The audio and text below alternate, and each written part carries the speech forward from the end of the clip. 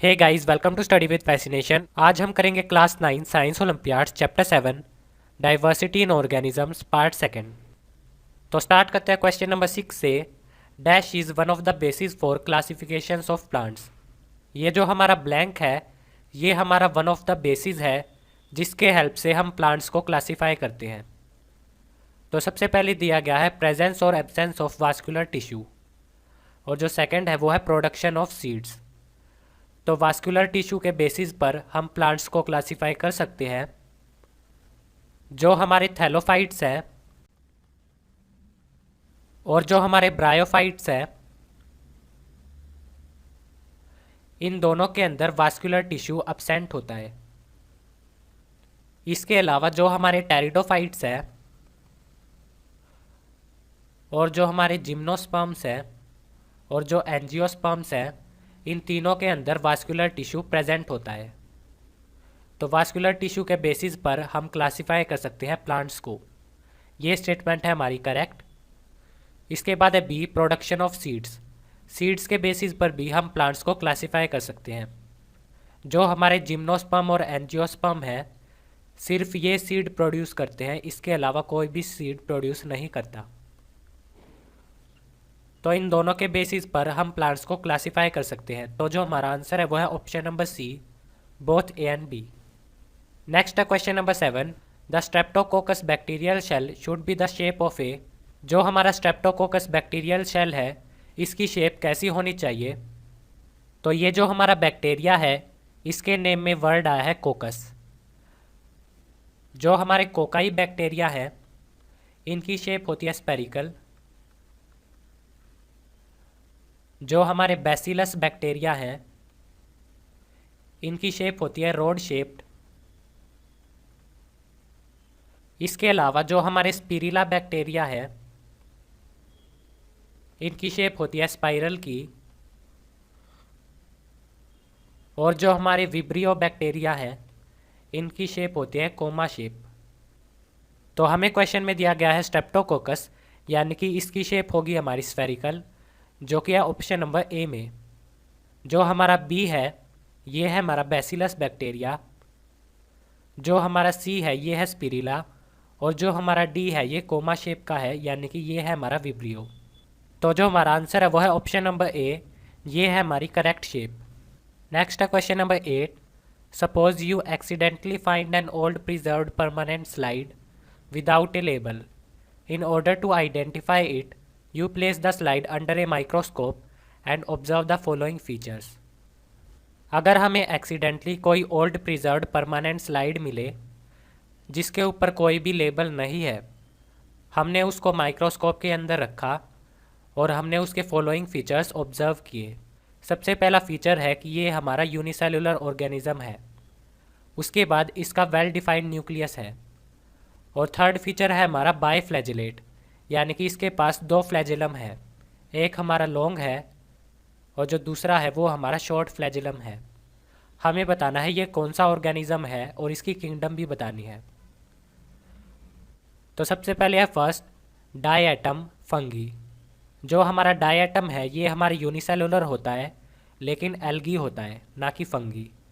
तो ये स्टेटमेंट है इनकरेक्ट। इसके बाद है बी, ट्राइपेनोसोमा, और ये है हमारा मोनेरा। ये भी हमारा इनकरेक्ट है। ट्राइपेनोसोमा हमारा यूनिसेलुलर है लेकिन प्रोटिस्टा है और इसके अंदर बाइफ्लैजिलेट प्रेजेंट नहीं होता। इसके बाद सी, पैरामीशियम, और ये है हमारा एनिमेलिया के अंदर। जो हमारा पैरामीशियम है इसके अंदर फ्लैजिलम नहीं सीलिया प्रेजेंट होते हैं। और पैरामीशियम हमारा आता है प्रोटिस्टा के अंदर। तो ये भी है हमारा इनकरेक्ट। इसके बाद डी, यूग्लिना, और ये है हमारा प्रोटिस्टा के अंदर। ये स्टेटमेंट है हमारी करेक्ट। यूग्लिना के अंदर प्रेजेंट होते हैं फ्लैजिलम, और यूग्लिना के अंदर 2 फ्लैजिलम प्रेजेंट होते हैं। एक होता है हमारा लॉन्ग और दूसरा होता है शॉर्ट। तो जो हमारा आंसर है वो है ऑप्शन नंबर डी, यूग्लिना है हमारा यूनिसेलुलर वेल डिफाइंड न्यूक्लियस, यानी कि यूकैरियोट, और इसका किंगडम है प्रोटिस्टा। ये है हमारा करेक्ट। इसके बाद है question number 9। Match column first with column second and select the correct option from the codes given below. तो हमारे पास 2 कॉलम है, हमें इनको मैच करना है। सबसे पहले है फर्स्ट थैलोफाइटा। थैलोफाइटा के अंदर आती है एल्गी, और इनके अंदर जो हमारी एल्गी है वो है ऑप्शन नंबर 3 यूलोथ्रिक्स है हमारी एक एल्गी, तो थैलोफाइटा का होगा थर्ड। इसके बाद है बी ब्रायोफाइटा। ब्रायोफाइटा को हम कहते हैं amphibians of the plant kingdom, और इसके अंदर आएगा फ्यूनेरिया। इसके बाद है सी टेरिडोफाइटा। टेरिडोफाइटा के अंदर आता है हमारा मार्सिलिया, जो कि है ऑप्शन नंबर फर्स्ट में। इसके बाद है डी जिम्नोस्पर्म। जो हमारे जिम्नोस्पर्म है इनके अंदर नेकेड सीड प्रेजेंट होता है, और इसका एग्जाम्पल है पाइनस, जो कि है ऑप्शन नंबर सेकंड में। इसके बाद है ई एंजियोस्पर्म। एंजियोस्पर्म के अंदर सीड प्रेजेंट होता है और उसके ऊपर कोटिंग होती है जिसको हम कहते हैं फ्रूट, तो इसका है हमारा फाइकस। तो जो हमारा करेक्ट ऑप्शन है वो है ऑप्शन नंबर डी। ए का है हमारा थर्ड, बी का है हमारा फिफ्थ, सी का है हमारा फर्स्ट, डी का सेकंड और ई का फोर्थ। ये है हमारा करेक्ट ऑप्शन। तो इसके बाद है question number 10, which of the following statements about Spongilla, leech, dolphin and penguin is correct. हमें बताना है इनमें से कौन सी स्टेटमेंट करेक्ट है regarding Spongilla, leech, dolphin and penguin. तो सबसे पहले है first, penguin is homeothermic while the remaining 3 are poikilothermic. ये स्टेटमेंट है हमारी इनकरेक्ट। सबसे पहले देखते हैं होमोयोथर्मिक या होम्योथर्मिक का मतलब। तो इसका मतलब होता है हमारा वार्म ब्लडेड एनिमल्स।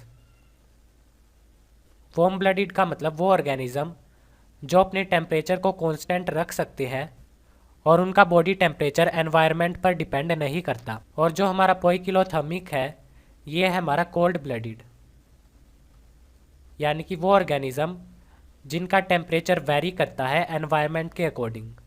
तो जो हमारी पेंगुइन है ये है हमारी होमोयोथर्मिक, और जो हमारी डॉल्फिन है ये भी है हमारी वार्म ब्लडेड ऑर्गेनिज्म, लेकिन इसमें लिखा गया है सिर्फ पेंगुइन है हमारी वार्म ब्लडेड, जो कि इनकरेक्ट है। इसके बाद statement B, leech is found in fresh water while others are marine.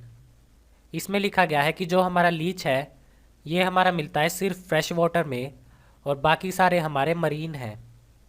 ये स्टेटमेंट भी है हमारी इनकरेक्ट। जो हमारा स्पोंजिला है ये हमारा मिलता है फ्रेश वाटर में। जो हमारा लीच है ये हमारा मिल सकता है फ्रेश वाटर में या मरीन में, और जो हमारे डॉल्फिन और पेंगुइन है ये दोनों हमारे मरीन में मिलते हैं। लेकिन इसमें लिखा गया है लीच हमारा सिर्फ फ्रेश वाटर में मिलता है, जो कि इनकरेक्ट है। लीच हमारा फ्रेश वाटर में या मरीन में भी मिलता है, और इसमें लिखा गया है बाकी सारे मरीन में मिलते हैं, जो कि इनकरेक्ट है। स्पोंजिला हमारा सिर्फ फ्रेश वाटर में मिलता है, तो ये स्टेटमेंट है इनकरेक्ट। इसके बाद C, Spongilla has special collared cell called choanocytes not found in remaining 3। जो हमारा स्पोंजिला है इसके अंदर स्पेशल सेल्स होते हैं जिनको कहते हैं कोएनोसाइट्स, और ये हमारे बाकी तीनों में नहीं मिलते। ये स्टेटमेंट है हमारी करेक्ट। स्पोंजिला की जो इनर लाइनिंग होती है उसके अंदर प्रेजेंट होते हैं कोएनोसाइट्स, और इनके अंदर प्रेजेंट होती है फ्लैजेलम। ये अपनी फ्लैजेलम को एक साथ मूव करते हैं जिससे वाटर का फ्लो होता है। इसके अलावा ये वाटर के अंदर जो पार्टिकल्स हैं उनको भी फिल्टर करते हैं। तो ये स्टेटमेंट है करेक्ट। इसके बाद है D, all are bilateral symmetrical. ये स्टेटमेंट हमारी इनकरेक्ट है। जो हमारा स्पोंजिला है ये सिमेट्रिकल नहीं होता, ये हमारा असिमेट्रिकल होता है, और बाकी सारे हमारे बाइलेटरल सिमेट्रिकल होते हैं। तो ये स्टेटमेंट है इनकरेक्ट। हमसे पूछा गया था करेक्ट स्टेटमेंट, तो जो हमारा आंसर है वो है ऑप्शन नंबर सी। तो गाइज ये पार्ट हुआ हमारा कंप्लीट। नेक्स्ट वीडियो में हम करेंगे part number 3, question number 11 to question number 15।